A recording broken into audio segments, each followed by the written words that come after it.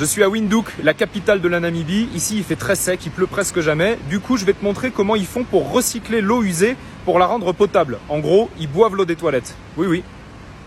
Voilà, quand l'eau arrive dans la station d'épuration, elle ressemble à ça. Quelques heures avant, elle était dans les toilettes, les douches, les cuisines, etc.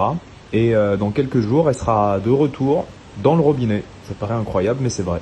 Alors ici, ils utilisent du fer pour expulser les particules solides de l'eau. Et ici de l'air pour les faire flotter, ces particules. Et ils vont pouvoir les enlever. Bon, j'avoue, c'est pas très appétissant, hein.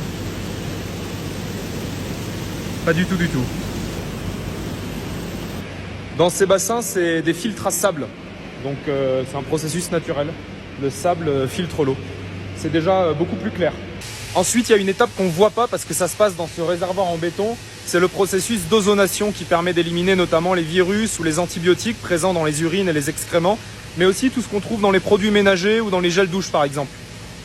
Ici, c'est encore une autre étape. L'usine injecte des bactéries dans l'eau pour qu'elles s'attaquent aux derniers contaminants qui sont présents et qu'elles les éliminent. On approche de la fin. Ici, c'est la salle de l'ultrafiltration. Donc l'eau passe dans ces membranes et ça permet d'éliminer ce qui éventuellement aurait résisté aux étapes précédentes.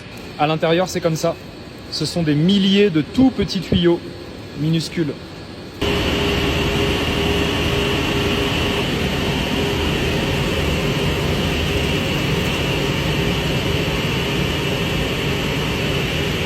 Donc ça, c'est l'eau potable qui sort de l'usine. Elle vient des toilettes des habitants, des douches, des éviers. Bref, l'eau usée quoi. On va la goûter.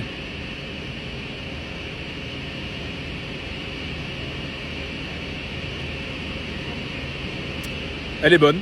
Le même goût que l'eau du robinet en France.